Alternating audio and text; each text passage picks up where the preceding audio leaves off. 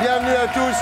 Ce soir, notre invitée, c'est Nathalie Kosciusko-Morizet. Bonsoir. Bonsoir. Alors, Nathalie Kosciusko-Morizet, ex-secrétaire d'État chargée de l'écologie et désormais secrétaire d'État à l'économie numérique. Un big up. En tout cas, pour vous, c'est bien, non? Vous êtes contente? Oui, je Ouais. suis contente. Vous en aviez marre de Borloo? Non, ça se passe pas comme ça, mais je suis contente parce que j'avais fini un cycle en quelque sorte Ouais. à l'écologie. Le Grenelle de l'environnement, il est maintenant très largement lancé. Et puis c'est l'occasion aussi de prendre un peu d'autonomie parce que c'est rattaché directement au Premier ministre et ça m'a bien de prendre un peu d'autonomie. Vous êtes secrétaire d'État directement rattaché au Premier ministre? C'est une situation différente de celle dans laquelle j'étais. Ouais, c'est une promotion en fait. Oui. Bah oui. Oui, on peut le voir comme ça, oui. Bah oui. Vous reviendrez peut-être à la place de Borloo, qui sait? Bien. Alors, beaucoup de questions. Beaucoup de gens n'arrivent pas à prononcer votre nom. Vous avez du mal parfois, vous, à dire votre nom? Quand j'étais, je vais vous dire un truc, j'ai découvert à l'école que j'avais un nom étranger. Ouais. Parce qu'on me l'avait pas dit chez moi. Mais c'est vrai que quand vous appelez, par exemple, pour une réservation dans un restaurant, dans un hôtel, les gens raccrochent tellement c'est compliqué, non? Quand vous appelez votre nom, non? Vous êtes gonflé. Non, les gens raccrochent pas. Bon, on va vous appeler NKM, non? Ça va? C'est pas super original, mais c'est vrai que c'est pratique. Nathalie? Il y a beaucoup de gens qui m'appellent Nathalie. Votre Aussi, mari? dans ma ville, on m'appelle Ouais. Nathalie. Votre mari vous appelle comment? Ça, c'est un peu intime. Je Dites-moi. ne le dis pas. Mais non, je ne le dis pas. Bibiche? Vraiment pas. Là, ce serait pas mon mari. Ben voilà, on va vous appeler Nathalie alors. Bien, donc Nathalie, en P1, nous parlerons de vous, de vos origines, de votre vie, de votre carrière, de vos missions au gouvernement, donc l'écologie et maintenant le numérique, et puis de votre nom aussi. On va beaucoup parler de votre nom ce soir. Votre mari s'appelle Monsieur Philippe. Pourquoi vous n'avez pas pris son nom? Moi, j'ai commencé à faire de la politique sous mon nom. J'étais Ouais. pas mariée. Pour moi, mon nom, c'est très identitaire. Et je vais vous dire un truc pire que ça. Je donnais mon nom à mon fils. Aïe, J'étais aïe, d'accord aïe. avec mon mari. Oh, le pauvre. Ah oui. Donc en P2, nous commenterons l'actualité de la semaine en compagnie de Jacques Julliard, historien, dirigeant du Nouvel Obs, qui publie chez Flammarion un excellent essai sur la démocratie qui s'appelle La Reine du Monde. Jacques Julliard, voilà un nom facile. Jacques Julliard. Toujours en P2, nous rejoindrons Omar et Fred, qui sortent leur nouveau DVD, le SAV des émissions saison 3. Omar nous révélera le secret en fait de son rire. Je le savais, c'est génial. J'aime beaucoup. Voilà, et ben c'est un rire qui a commencé quand il a vu Fred à poil pour la première fois. En fait. Mais on lui posera la question, oui, c'est vrai, non, c'est tout à fait vrai. En P3, nous recevrons Gérard Coupa, le père de Julien Coupa, ce jeune homme soupçonné d'avoir organisé des sabotages de caténaires de TGV, qui est incarcéré depuis 2 mois. Il y a pas beaucoup de preuves contre lui, en fait, et on se demande pourquoi il est toujours en prison. Donc voilà, nous recevrons le père du Ben Laden français. Mais... Bon, l'émission s'appelle Salut les Terriens, et le groupe Les Gréments de Fortune.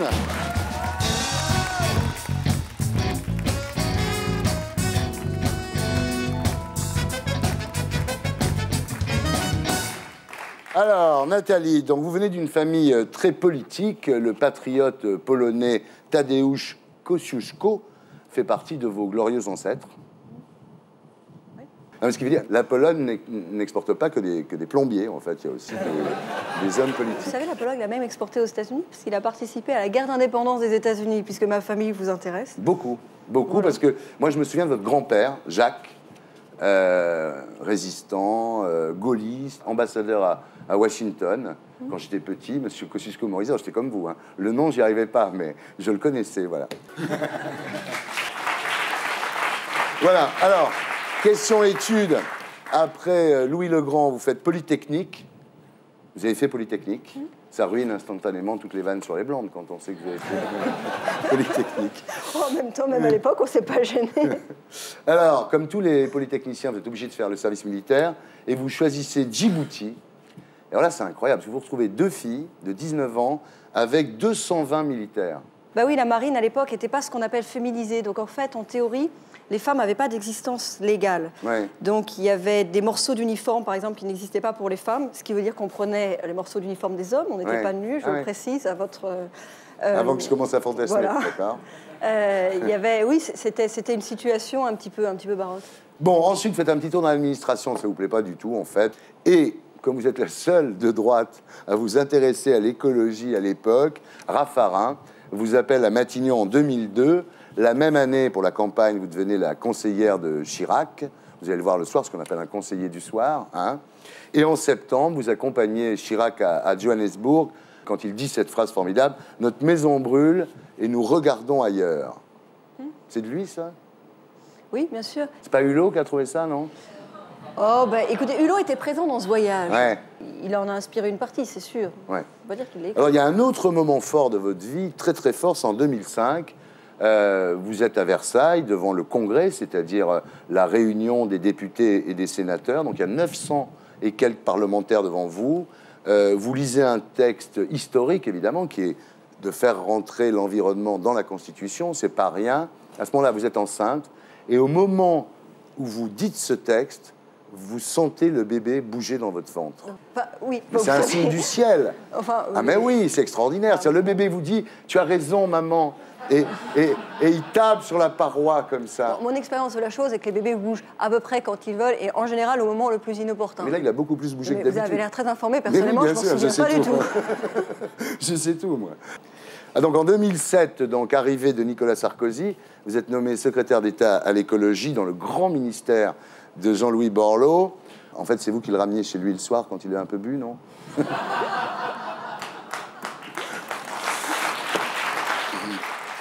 Bon alors, secrétaire d'État à l'écologie, et là, le 8 avril 2008, c'est le drame. C'est le drame. Après un débat sur les OGM, vous déclarez dans Le Monde, en parlant de Borloo et de Copé, qu'il se livre à un concours de lâcheté et d'inélégance. Oui, vous dites que vos propos ont été déformés, mais maintenant, vous pouvez dire qu'ils n'ont pas été déformés. On a eu des tensions vives avec Jean-Louis Borloo, et en même temps, quand je regarde le bilan des 18 mois, on a réussi à porter ensemble, et on l'a vraiment porté ensemble, le Grenelle de l'environnement. Bravo, c'est vrai. Alors, toujours est-il que Fillon vous a sommé de vous excuser quand même. Ça a été dur? Oh, bon, c'est pas dans mon tempérament, je veux dire, ça se voit, ouais, non? quand on vous voit, ça n'a pas dû être facile, disons ça. Ça vous a rappelé quand vous étiez petite et qu'il fallait demander pardon? C'est pas les moments les plus agréables dans la vie. Ouais. Et alors, vous avez été privé de voyage au Japon, en plus. C'est vraiment comme des gosses. La veille, j'avais dîné dans un restaurant de sushi avec une personnalité politique qui, du coup, le lendemain, m'a envoyé un petit SMS en me disant « Tu vois, on a eu raison de manger les sushis. » Alors, votre bilan, vous l'avez dit, effectivement, il y a le Grenelle de l'environnement, évidemment, qui est quelque chose de très important, la charte. Alors, il y a un truc contre lequel vous n'avez rien fait, moi je trouve insensé, c'est le droit à polluer. Alors, le droit à polluer, il faut dire ça aux gens. C'est-à-dire qu'en fait, c'est comme les indulgences au Moyen-Âge, quand on faisait des péchés, on allait voir le curé, et puis on lui donnait de l'argent, et puis on n'avait plus de péché, quoi. Et le droit à polluer, ça veut dire qu'on peut polluer à condition de payer. Le droit à polluer, c'est simplement de dire on met une contrainte, on met un plafond, et sous ce plafond, vous allez pouvoir vous échanger les droits. Bon, vous pouvez considérer que c'est amoral, mais c'est quand même beaucoup plus efficace du point de vue environnemental que la situation dans laquelle on peut faire n'importe quoi sans se poser de questions. Je veux dire, la situation amorale, c'est celle dans laquelle on peut faire vraiment n'importe quoi, dans laquelle il n'y a absolument aucun outil en place. Oui, là, Nathalie. on met un outil en place. Oui, Nathalie. Voilà, oui, Nathalie. Oui, Nathalie. Je vous ai convaincu d'aller vous confesser, c'est ça? Parler catholicisme avec un Polonais, de toute façon, je suis sûr de perdre. Il y a un truc aussi, moi, qui m'étonne beaucoup dans ces histoires, c'est qu'en ce moment, on donne beaucoup d'argent à l'industrie automobile, ce qui est très bien, évidemment, ça peut éviter le chômage. Mais enfin, en échange de quoi, ils vont quand même continuer à faire leur bon vieux moteur thermique qui pollue, quoi, je veux dire. Non, parce qu'on lui donne pour qu'elle fasse sa mutation. Ah bon? En fait, oui. L'essentiel. C'est vraiment écrit, ça? C'est une obligation? Parce oui. Une fois qu'ils auront le pognon, ils feront ce qu'ils voudront. Non, l'industrie automobile est en pleine mutation. Elle est un peu en retard pour sa mutation. De mon point de vue, on aurait pu aller plus vite. Pourquoi ils ne subventionnent pas les gens qui font des voitures électriques plutôt? Ce serait plus malin.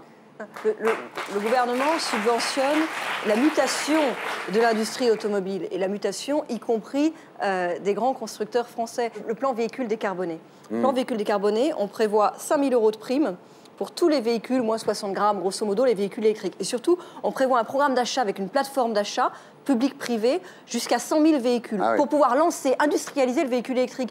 Donc on est aussi sur le véhicule électrique. Non mais sérieusement, comment est-ce qu'on peut sauver la planète sans changer radicalement notre façon de vivre en fait? J'ai eu l'occasion récemment, pendant les négociations internationales sur le changement climatique à Poznan, en Pologne, de déjeuner avec John Kerry, qui était l'envoyé spécial d'Obama. Il m'a dit, le plan de relance, pour nous, ça va être la relance verte. En fait, ils font leur plan de relance et leur Grenelle en même temps. Donc, tout le monde sait maintenant que non seulement l'économie et l'écologie ne se tournent pas le dos, mais même qu'en cette période de crise, il y a une opportunité pour changer. La crise, c'est une opportunité pour changer. Tant qu'à refonder le monde, on va le refonder. Autant pas le refonder pareil, puisque ça n'a pas marché. Oui, on peut dire comme ça. Non, mais c'est vrai que les générations futures ne votent pas et qu'un gouvernement aura toujours tendance à prendre des mesures pour les gens qui vont voter pour lui en 2012 et pas pour ceux qui pourraient voter pour lui en 2050. C'est quelque chose qu'on m'avait opposé dans la charte constitutionnelle de l'environnement. Dans la charte de l'environnement, on parle des générations futures. Et il y avait eu des juristes distingués pour dire mais les générations futures n'ont pas d'existence juridique. Et justement, c'est un problème. Donc on en parle. On leur donne une existence en quelque sorte constitutionnelle. En fait, bon, les générations futures concernées par l'écologie, la crise environnementale, le changement climatique, elles sont nées déjà. Elles sont présentes. L'horizon de la crise écologique, il se rapproche quand même. Donc les générations futures, elles sont déjà là. C'est quand la crise écologique que je vois si je la verrais, moi? La vraie crise liée au changement climatique, on nous l'annonce pour 2020-2025. Il y a déjà des changements climatiques en cours. J'ai des chances de l'avoir. Ça dépend après ce que vous appelez la vraie crise. Il y a ce qu'on appelle les surprises climatiques. Des événements climatiques de grandes modifications. Des tempêtes incroyables, des tsunamis. Par exemple, une modification du Gulf Stream. Ce genre de choses-là. Ou une accélération de la fonte des glaces. Ça peut arriver dans un horizon qui vous concerne. En tous les cas, non, mais vous êtes vachement au point. Non, mais vous connaissez le dossier, hein? Bah oui. Mais ils auraient dû vous laisser à l'écologie, hein. Comme vous le savez, en P2, nous recevons de nouveaux invités pour commenter avec nous l'actualité de la semaine. Ce soir, Jacques Julliard et Omar et Fred. Alors, Jacques, est-ce que vous connaissez NKM? Non, je ne la connaissais pas avant de la rencontrer tout à l'heure au maquillage. Pour tout vous dire, je lui ai dédicacé mon livre. Oui, ah là là. Et alors, ça a pris une demi-heure. Parce que, est-ce qu'il fallait que je mette un H à Nathalie? Je ne parle même pas de Kosciuszko, Moïse. Alors, Jacques Julliard, bonsoir. Donc, vous êtes historien, dirigeant du Nouvel Observateur, débatteur à la télévision avec Luc Ferry dans une émission que j'adore, qui s'appelle Julliard Ferry. Ça, c'est simple. Je suis un client absolu. J'adore, c'est l'émission la plus intelligente de la télé. Merci, je lui dirai. Non, non, mais vraiment. Il doit être pour quelque chose. Vraiment. Voilà, vous êtes essayiste aussi et vous republiez chez Flammarion La Reine du Monde, essai sur la démocratie d'opinion. Alors, je vais faire le pitch. Nous sommes en train de passer d'une démocratie représentative à une démocratie d'opinion, c'est-à-dire d'un système où les citoyens votent pour des députés qui les représentent à l'Assemblée, au Sénat, disons, à un système où les sondages, la télévision, Internet ont tout changé. Et il y a un basculement qui est en train de s'opérer. C'est-à-dire que le peuple, aujourd'hui, ne veut plus être souverain un jour tous les 5 ans, il veut être souverain tous les jours, en gros. Ça se fait insensiblement, et pourtant, les résultats, ils sont là. Demandez à M. Sarkozy s'il ne pense pas que l'opinion, c'est aussi important que les députés. Et alors, ce qui est terrible aujourd'hui, c'est que l'opinion l'emporte souvent sur le Parlement. C'est-à-dire qu'il y a des lois que le Parlement avait votées qui n'ont jamais été appliquées parce que la rue, disons l'opinion, en gros, n'en a pas voulu. Il y a l'exemple du CPE qui a été voté. Et M. Chirac a trouvé le moyen, le même jour, de promulguer la loi, comme c'est son devoir, et de dire dans la foulée qu'elle ne serait pas appliquée. Et pourquoi? C'est ça le chiracisme. Simplement parce qu'il y avait des étudiants dans la rue. C'est la preuve que lorsque un homme politique a à choisir entre le Parlement et l'opinion, de plus en plus souvent, il choisit l'opinion. Pas forcément, pas systématiquement. Regardez la réforme constitutionnelle. Le président de la République a tenu bon, il a eu le courage d'aller jusqu'au bout. Elle a été votée d'un tout petit peu. Ça ne se présentait pas forcément très très bien dans les assemblées parlementaires, et pourtant il y allait parce qu'il y croyait. La réforme constitutionnelle, c'est pas un truc qui touche vraiment les gens, quoi. Mais dès que ça les touche vraiment, ils font pression. Alors, vous dites, Jacques, la démocratie d'opinion est médiatique, directe et permanente. Donc médiatique, on a compris, c'est la télé. C'est Internet, peut-être encore plus que la télé. Ouais. Vous dites qu'elle est directe. Oui. Là, je prends encore l'exemple de Nicolas Sarkozy. Lorsqu'il y a un problème avec l'opinion, il y va directement. Il s'est attaqué, il n'y a pas d'autre mot, au président de SNCF parce que les choses avaient mal tourné à Saint-Lazare. Il ne l'a pas convoqué dans son bureau. Il est devant les micros. Il a dit la SNCF doit s'excuser. Ça, c'est vraiment de la démocratie directe. Et vous dites permanente parce qu'effectivement, les gens ne veulent plus agir tous les 5 ans en donnant leur mandat à un député. Ils veulent agir tous les jours pratiquement. Et alors ça, moi, je trouve que c'est le très bon côté de la chose. Au fond, l'idéal de la démocratie, c'est d'être constamment présente.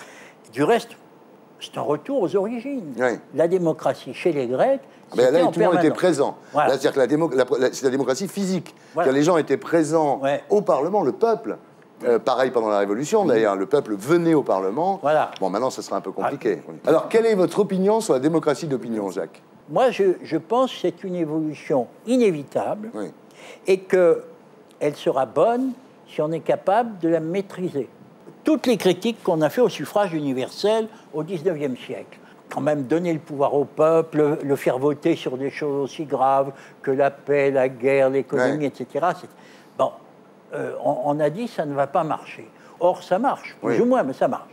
Aujourd'hui, les mêmes critiques, cette opinion publique, elle est volatile, elle est passionnelle, émotive, etc. C'est vrai, mais il y a une éducation à faire.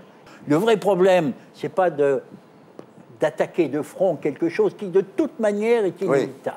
Alors, faut-il se réjouir que maintenant tout le monde donne son opinion ou regretter que n'importe qui puisse le faire? La règle de la démocratie, pour moi, ne consiste pas à dire que le peuple a toujours raison.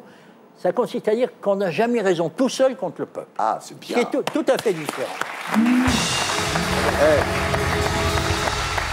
Il y a un problème aussi avec la démocratie d'opinion, c'est qu'en fait, il faut surveiller la représentativité de l'opinion, parce que, par exemple, en France, il y a 23% d'ouvriers, mais il n'y en a que 2% qui s'expriment à la télévision. Des cadres en France, il y en a 15%, mais il y en a 61% qui s'expriment à la télévision. Donc, il faut se méfier de l'opinion. Combien y a-t-il de pourcentage d'ouvriers au Parlement? Il n'y en a pas beaucoup, il n'y en a pas davantage. Surtout chez les socialistes. Alors, il y a eu un autre livre intéressant cette semaine, c'est La marche consulaire d'Alain Duhamel, où il compare votre ami Sarkozy à Bonaparte. Il y a eu aussi une du Point, c'était la semaine dernière, qui était titrée Nicolas Bonaparte. Donc, il y a toujours eu cette comparaison entre Sarkozy et Bonaparte. Donc, on va faire un quiz Nicolas Bonaparte.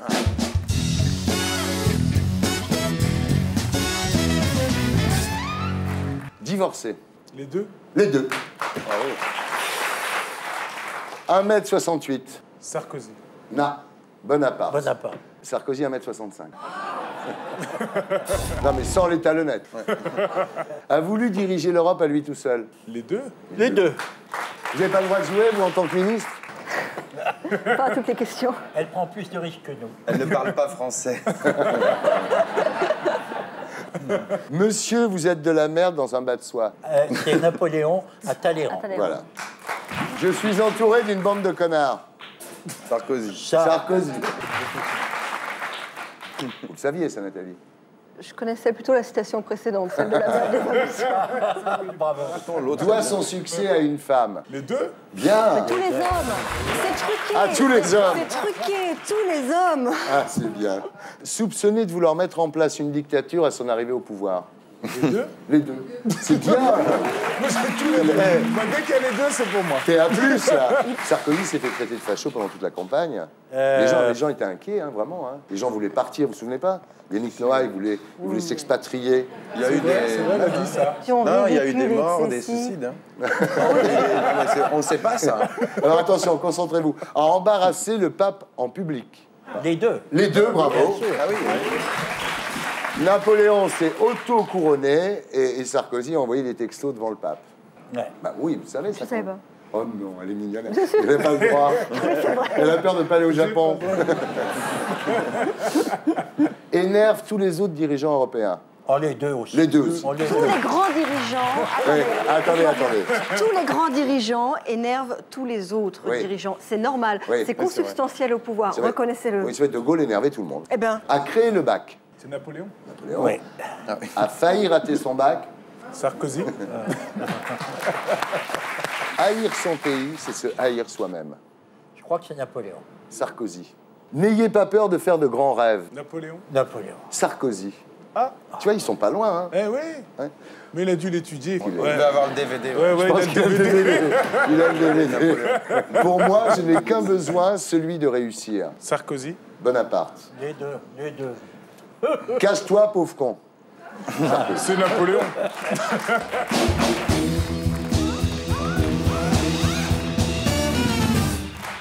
Alors, Omar et Fred, rebonsoir. Bonsoir. Vous êtes ici pour votre nouveau DVD, le SAV des émissions saison 3. Oui. Alors, ce que je comprends, c'est pourquoi vous venez un mois après Noël. Tout le monde est déjà passé, mon pauvre ami. Juste. Ils sont tous venus vendre leur DVD au mois de décembre. Justement. Ah. Nous, on vient après la tempête. C'est pour la Saint-Valentin. Voilà. Alors, en tout cas, c'est un succès non démenti pour le SAV des émissions. C'est l'émission qui donne envie d'avoir à nouveau un téléphone fixe. Hein. C'est vrai. Parce que vous remettez à la mode le téléphone fixe. C'est vrai que c'est une volonté. Bon, on va montrer à Jacques, vous connaissez, vous? Oui. On va montrer à Jacques à quoi ça ressemble. Alors. Service après-vente des émissions. Service après-vente, bonjour. Gling, gling, gling, gling, gling, gling, gling. Les coquelicots. Gling, gling, gling, gling. Ah, les coquelicots. Gling, gling, gling, gling. À quel guettilo. Gling, gling, gling. Les coquelicots. Gling, gling, gling, gling, gling. Paris, je viens d'avoir Doudou, Rolling Stone. Là. Magnifique. Service après-vente, bonjour. Ouais, non, juste pour dire à toutes les nanas que cet été, je pars sur Ibiza. Donc la première arrivée est dans mon pieu. Allez, mesdames, c'est parti.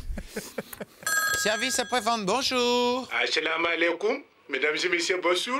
Ici le commandant Sokola. Le délai de vol est exactement de 45 minutes en direction de Conakry. La 10 en Totoman. Thank you for coming in this flight. The during on the time of the flight is absolutely 45 Voilà, minutes. Omar et Fred, le SAV des émissions, saison 3. Profitons-en pour citer Bertrand aussi. Bertrand Delay, Parce qu'en fait, vous êtes un duo, mais vous êtes trois. Mais c'est le et de Omar et Fred, en fait.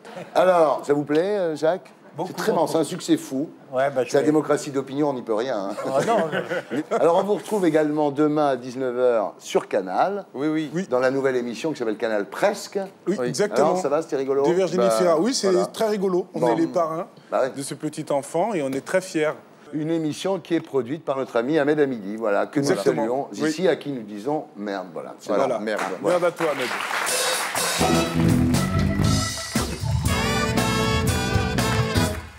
Bien, on continue notre commentaire de l'actualité de la semaine avec les infos de Blacko.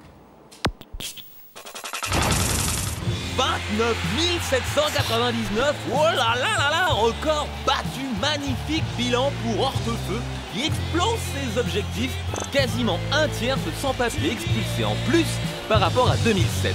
Et ben voilà un ministre qui est efficace. Le problème, c'est que pour faire du chiffre, faut multiplier les contrôles d'identité. Et comment reconnaître les Noirs ou les Arabes qui ont des papiers de ceux qui n'en ont pas? Eh ben, il y a qu'à tous les arrêter pour vérifier. Résultat, selon le principal syndicat policier, les minorités visibles sont 2 fois plus contrôlées que les autres Français. C'était bien la peine qu'on vote tous pour Obama, tiens. En attendant, Brice est très fier de ses chiffres. Alors bien sûr, quand on multiplie les descentes de police, des fois ça tourne mal. Une Chinoise qui tombe par la fenêtre, un Malien qui se noie, un Afghan qui se suicide, mais enfin quoi?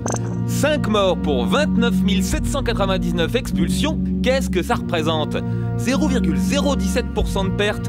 Excellent chiffre, monsieur le ministre de l'Identité nationale. Vous êtes promu aux affaires sociales. Depuis que la météorite Sarkozy s'est écrasée sur la planète UMP, elle semble avoir anéanti toute forme de vie démocratique. Mais si on regarde de plus près, en soulevant ce gros caillou, en fait ça grouille de petites bestioles là-dessous. Bertrand a cédé sa place à Hortefeux qui a été remplacé par Besson dont le poste est maintenant occupé par Kosciusko-Morizet. Bref, si on s'intéresse à la vie des invertébrés, c'est passionnant. Maintenant, pour préserver la biodiversité, faudrait pouvoir réintroduire des grands fauves à l'UMP. Malheureusement, le tigre villepin risque de se retrouver en cage. Quant au lion juppé, sa crinière n'est plus tout à fait ce qu'elle était. Il est quand même drôlement sympa, le président, d'avoir promu NKM à la place d'Éric Besson. Ça prouve qu'il est pas macho, hein. Après le coup que lui a fait Rachida Dati, accouché pile la semaine où le président de la République décide d'annoncer la suppression du juge d'instruction, c'est pas très professionnel pour un garde des Sceaux. Et encore, Rachida Dati ne s'est absentée que 5 jours, mais Valérie Pécresse réclame carrément 16 semaines de congés parentaux pour tous les ministres, hommes ou femmes. Vous imaginez? Si Carla tombe enceinte, Nicolas devrait prendre 3 mois de congé. Génial! Ça nous ferait des vacances à nous aussi. Trop fort ces terroristes de l'ultra-gauche, ils ont encore réussi à s'attaquer la SNCF. Encore mieux que le sabotage du TGV, cette fois, ils ont pris en otage 450 000 personnes en plein Paris. On va détruire! Non mais quelle audace! À 10h du mat, sans le moindre préavis, le syndicat Sudrail a fermé la gare Saint-Lazare aux usagers. Officiellement, cette grève fait suite à l'agression d'un conducteur de RER. Mais ça ne trompe personne. En s'attaquant au réseau de transport, on cherche à désorganiser le pays afin d'abattre le système. Exactement la méthode préconisée dans L'insurrection qui vient, le bouquin qu'aurait écrit Julien Coupa. C'est bien la preuve que c'est lui le cerveau de la bande. D'ailleurs, est-ce qu'on a vraiment besoin de preuves pour mettre un terroriste en prison? Voilà, c'était les infos de Blacko, mise en image de Julien Grap, très réussi. Bien, alors Rachida, donc, qui prend 5 jours de congé maternité, vous l'avez défendu, hein, vous avez dit il faut que... Ah oui, puis j'ai trouvé que la polémique tournait même par moments assez malsain. Vous avez fait quoi, vous, 6 jours, donc Oui, mais c'est pas le sujet. Le congé maternité, c'est un droit plein et entier, et puis après, il y a les libertés de chaque femme de l'écourter si elle le souhaite. Vous comprenez? On fait le débat sur son congé maternité, après on va se poser la question de savoir si elle allaite, après on va demander un droit de regard sur l'éducation de sa fille. Ça va quoi, c'est privé là. Ouais. Bon. Non, attendez, il faut se mettre un peu à notre place aussi. C'est-à-dire que si on a eu ce genre de réaction, c'est parce que Rachida Dati, on l'a beaucoup vu dans Paris Match quand même. Oui, mais ça vous donne pas un droit de regard sur la partie complètement privée de sa vie? Si, à un moment où elle se montre, ça nous donne le droit de parler d'elle, non, quand même? Moi, je crois qu'on ne peut pas comparer une ministre avec une femme ordinaire, de ce point de vue-là. Les ministres sont des femmes extraordinaires. J'adore, continuez.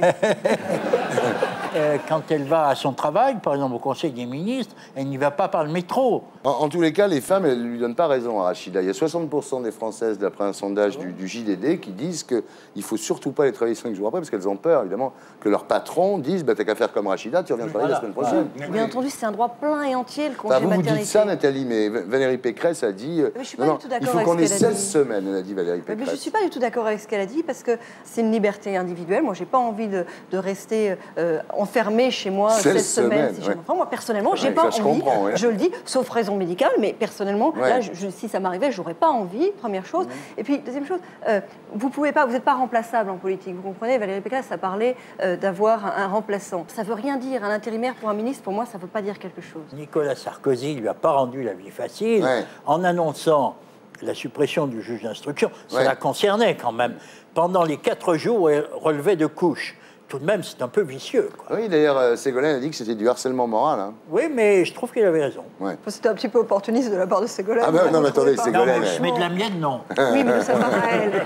Allez, vous pouvez le dire. Non, c'est pas... Dites-moi, Nathalie, vous l'avez vue, Zora, alors? Oui.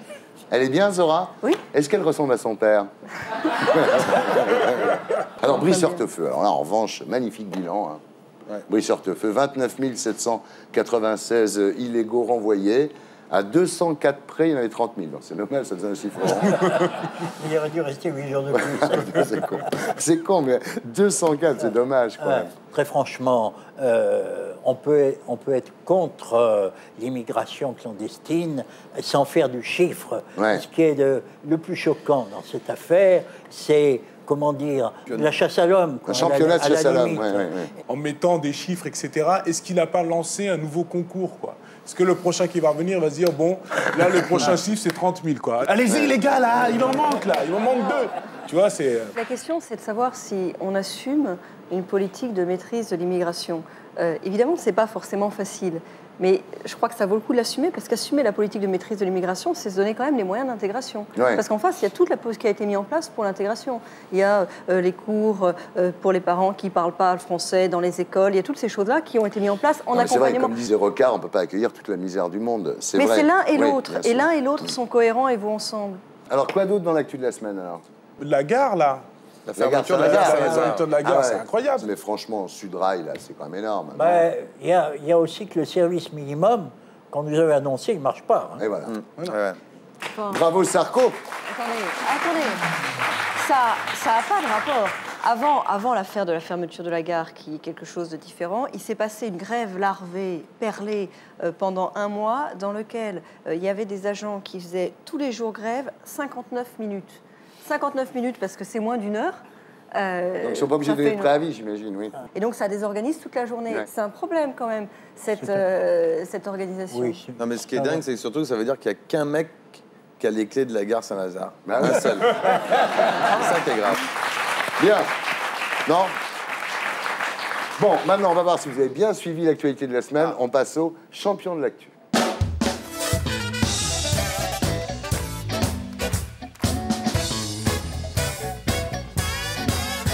Attention. Lors du spectacle de Dieudonné au Zénith, au cours duquel a été applaudi le négationniste Robert Faurisson, qui a déclaré « J'ai quand même le droit d'aller voir qui je veux pour me faire mon opinion, merde ». Patrick Sabatier, Julien Lepers, Jean-Pierre Pernaut, Philippe Bouvard ou PPDA. Julien Lepers. Bravo! Alors là, un big up pour Jacques Julliard, là, parce que ça vient de le sortir, ça. Vous êtes pour l'interdiction des spectacles de Dieudonné à Paris, comme le demande le maire de Paris, Bertrand Delanoë? Non, ça lui rendrait trop service. D'accord. Et Mais vous? je suis pour ne pas y aller. Ouais, ça. Et vous? Pareil. Pareil. Bon, alors qui a dit « Je ne peux pas en vouloir à une baleine » Oui, Nicolas oui, oui, oui. Sarkozy à propos de la gestion de la crise des hôpitaux par Roselyne Bachelot. Nance Paolini à propos de l'audience de l'émission de Marianne James sur TF1. Michel de Nancy qui a fait redécorer son appart par Valérie Damido. Martine Aubry à propos des déclarations de François Hollande à son égard. Ou Roland Jourdain qui en a Roland Jourdain. Bravo! Roland Jourdain qui en a percuté une dans le Vendée Globe. Je ne peux pas en vouloir à une baleine, c'est plutôt moi qui suis chez elle. C'était très écolo. Très écolo, là. C'est joli. Absolument. En s'installant à Paris, qui va faire le bonheur des dealers parisiens? Jean-Claude Van Damme, Maradona, Amy Winehouse, Whitney Houston ou Pete Doherty? Il y a plusieurs réponses possibles quand même. Ah oui. Amy Winehouse. Non. Pete Doherty. Voilà, bravo. Pete Doherty, bravo. Il a déclaré « C'est un endroit romantique qui m'inspire ». Vous inspire. Qui a dit « Je ne peux pas croire que j'agace » Nicolas Sarkozy, Brice Hortefeux, Jean-François Copé, Rachida Dati, Dieudonné ou Marc-Olivier Fogiel? Brice Hortefeux. Non. C'est dur. Fogiel. Ça ressemble un peu à Jean-François Copé. Bravo! C'est vrai. Aux États-Unis, quel secteur économique vient de demander au Congrès de débloquer une aide de 5 milliards de dollars? L'armée, le porno, l'agriculture, la pêche, l'automobile ou la musique? La musique. L'automobile. C'est plus l'automobile, je crois. Le porno. Ouais! Omar et Fred sont en tête pour le moment. En fait, ça ne sert à rien puisque les compteurs sont remis à zéro, la vie est injuste. Oui. Puisque maintenant, c'est le banco.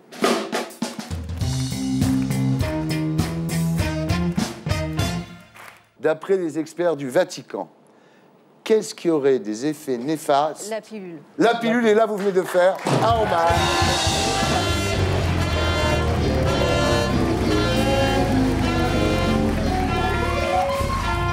C'est-à-dire, je vous explique, Nathalie, quand on répond avant l'énoncé, on fait ce qu'on appelle un homard, dont l'inventeur est ici ce soir. Bonsoir. C'est vrai. Voilà, c'est ça, hein. Et oui, j'ai répondu avant, mais c'est vrai, c'est la pilule, effectivement. c'est la règle Omar. Et le Vatican dit, les utilisatrices dispersent, vous avez entendu ça, via leurs urines des hormones polluantes. Bon, est-ce que c'est vrai d'abord? Non, ce qui est vrai, c'est qu'il y a une menace qui pèse sur la fertilité masculine. Ce qui est vrai, c'est que les hommes ont beaucoup moins de spermatozoïdes qu'il y a 30 ou 50 ans. En moyenne, 50% en moins. Mais c'est pas vrai de dire qu'il y a un lien sûr, direct, immédiat, et que la pilule contraceptive crée l'infertilité, voire l'impuissance chez l'homme. Enfin, là, c'est faux. Ils sont quand même assez cinglés au Vatican, quand même. On aime bien Jésus-Christ, mais le Vatican... Je vous dis au revoir, Jacques Julliard. Merci d'avoir été avec nous. C'est un vrai plaisir, franchement. Comme vous le savez, en P3, nous avons souvent un témoignage. Ce soir, Gérard Coupa, toujours en compagnie de Nathalie Kosciusko-Morizet et Omar et Fred. Alors, Gérard, bonsoir. Vous êtes le père de Julien Coupa, ce jeune homme soupçonné d'avoir organisé le sabotage de caténaires de TGV de la SNCF, qui est incarcéré depuis 2 mois, sans beaucoup de preuves contre lui. Nous en parlerons, mais d'abord, j'accueille Stéphane Guillon.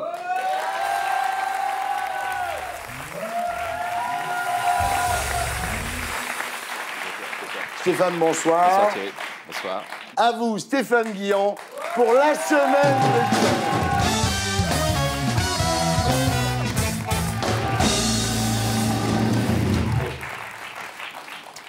À Paris, accouchement express en pleine rue. La mère a repris son travail 10 minutes plus tard. Le record de Rachida est battu. À propos de Rachida, Ségolène Royal déclare « Si j'osais plaisanter, je conseillerais au père de l'enfant de prendre un congé paternité. » Message reçu cette semaine, Bernard Laporte a laissé son poste de haut-commissaire à la jeunesse à Martin Hirsch. Si vous pouvez de ma part donner ça à la petite Zora, s'il vous plaît. Ah, ça lui fera plaisir. Ça fera plaisir. Puis ça amusera Bernard, je pense, plus que la petite.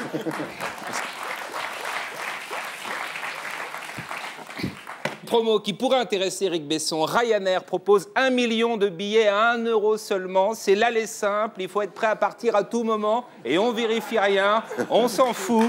Des conditions idéales pour expulser les sans-papiers. Des images choc bientôt sur les paquets de cigarettes pour dégoûter les fumeurs en exclusivité. Voici les premiers paquets. Les gitanes, Jean-Marie Le Pen, les Lucky, Robert Forisson et les Gauloises Dieudonné. C'est vraiment à gerber. D'après le journal du dimanche, Pierre Berger a versé plusieurs dizaines de milliers d'euros à Julien Drey. C'est normal, a-t-il dit, je suis le parrain de sa fille. Je ne sais pas si la petite Zora Dati a déjà un parrain, mais Pierre Berger, pour Noël, il peut lui offrir le rayon jouet des Galeries Lafayette et à la maman, l'avenue Montaigne. Merci Pierre. Face aux accusations qui le visent, Julien Drey réclame un jury d'honneur. C'est la première fois qu'un jury récompensera le plus grand magouilleur de l'année, sans nominé. Bernard Madoff, Jérôme Kerviel, Bernard Tapie et Julien Drey. Le vainqueur gagnera la fameuse Rolex Daytona. Bonne chance à tous.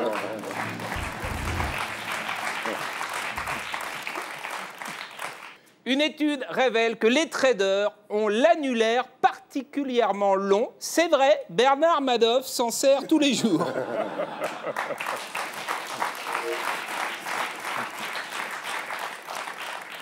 Première fête de la truffe à Sarlat, titre Le Figaro. Et regardez la tête de la truffe. Et effectivement, c'est un très très beau spécimen. C'est la vraie mise en page du Figaro, hein, ce n'est pas aucun trucage. Grand journal. François Hollande relooké, nouvelles lunettes, nouvelle coiffure et nouveau costume sur mesure. Il change, affirme un proche, parce qu'il s'adresse maintenant à tous les Français et plus seulement aux socialistes. C'est vrai que quand tu t'adresses qu'aux socialistes, t'y vas comme un sac. Voilà. Il s'en fout. Il s'en fout, ça. Télévision, le nouveau truc de Michel Drucker pour paraître plus jeune. Interviewer Belmondo. Grand froid, pensez aux personnes âgées, les conseils du Parisien, prenez des nouvelles, faites-les boire, vérifiez le contenu du frigo et s'ils sont en forme, offrez-leur une jeunette.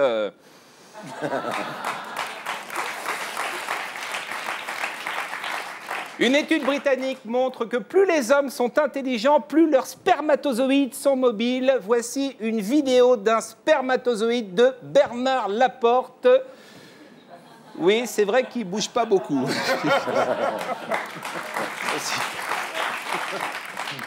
17e mort sur le Paris-Dakar depuis sa création en 79. Cyril Neveu veut créer un Dakar des mers. C'est vrai que ce serait bien qu'il y ait aussi des noyés.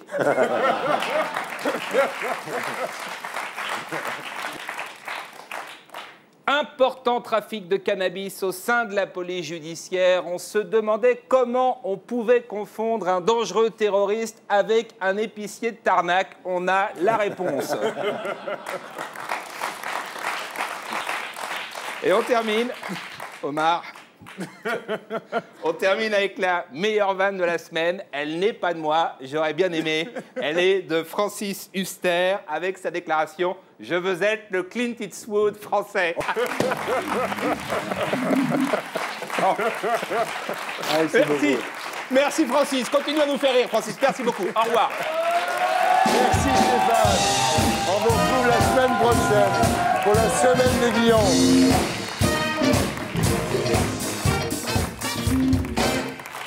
Alors, Gérard Coupa, bonsoir. Vous êtes donc le père de Julien Coupa, qui est en prison, accusé d'être le leader d'un groupe anarcho-autonome d'ultra-gauche qui serait responsable des sabotages de caténaires de TGV de la SNCF. Il va comment? Ben, je l'ai vu ce matin. Ben, c'est un moment difficile. Quand il est seul dans sa prison, parce que comme c'est un grand terroriste, il a le droit à une cellule seule.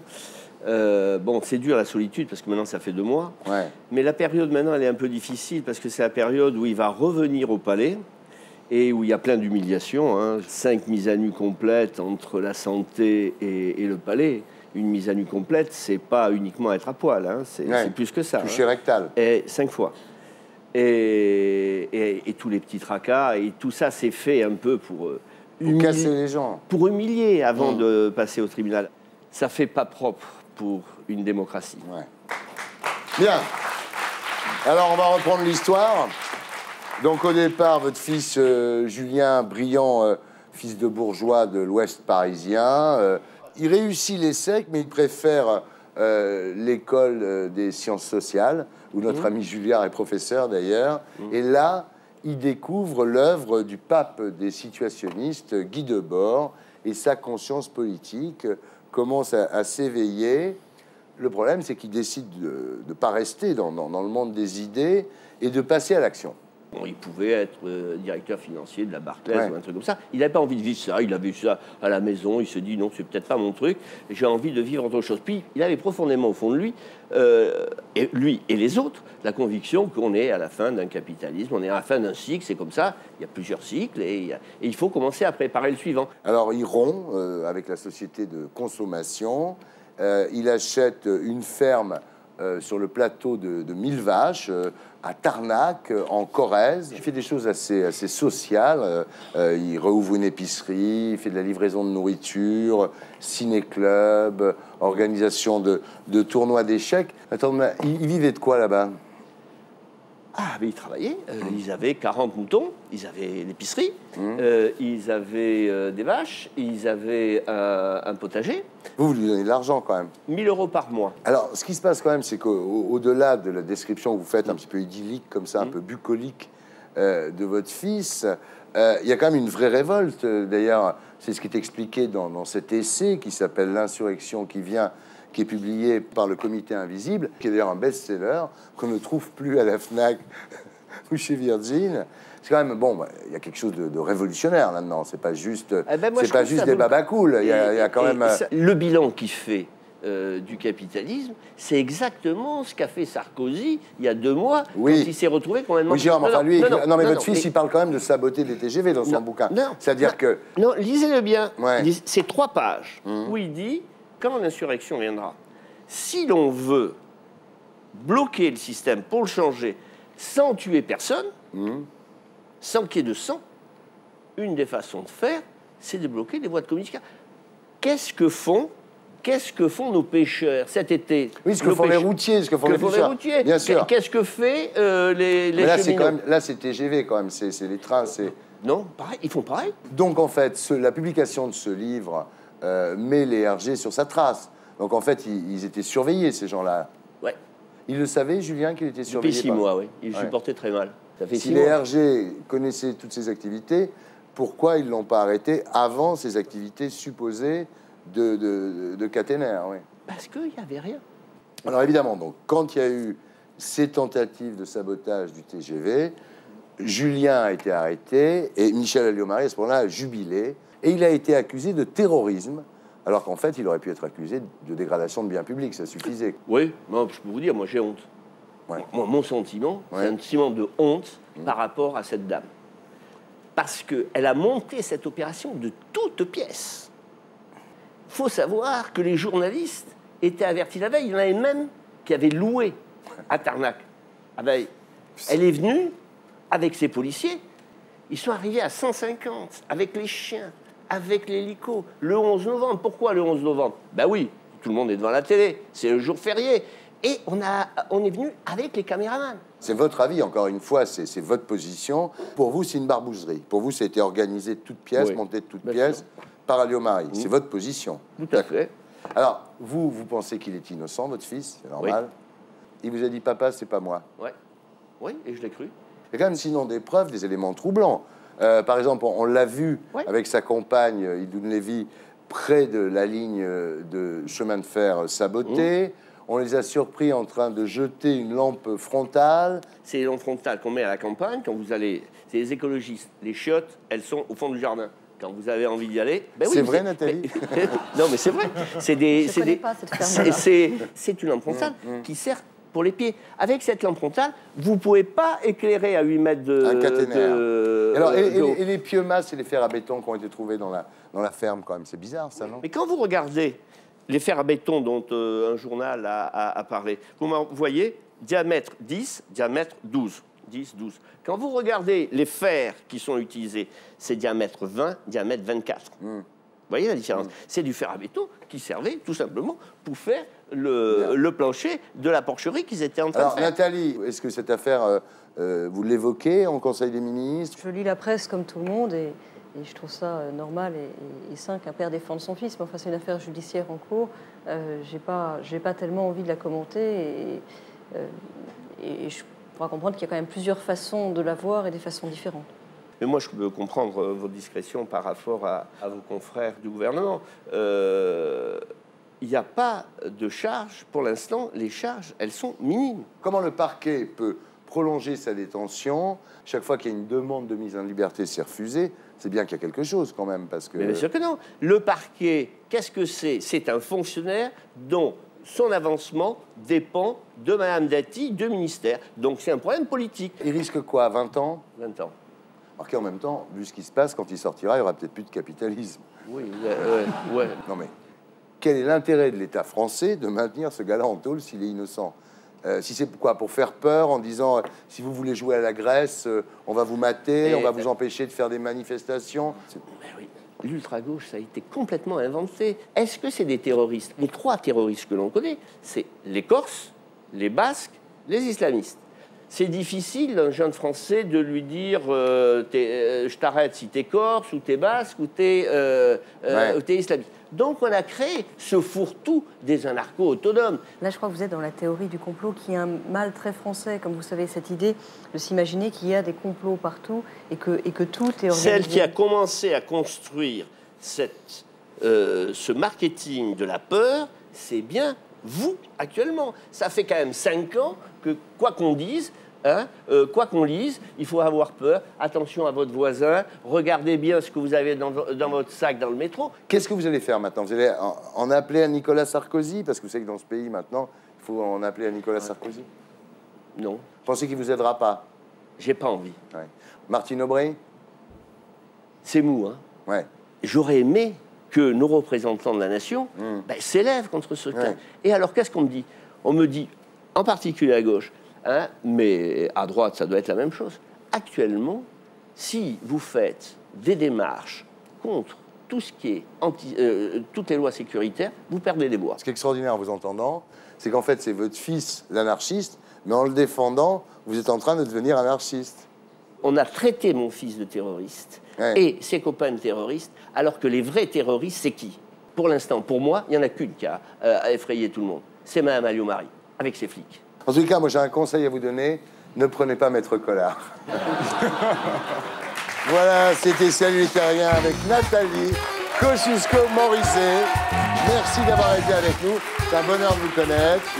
Secrétaire d'État à l'économie numérique, Jacques Julliard, la reine du monde, essai sur la démocratie d'opinion, Omar et Fred, SAV, des émissions, saison 3, et demain à 19h pour Canal Presse, avec Virginie Efira sur Canal+. Gérard Coupa, merci, on suivra votre affaire. Je vous laisse avec mes amis de Groland Magazine. Je vous retrouve la semaine prochaine. Salut les Terriens!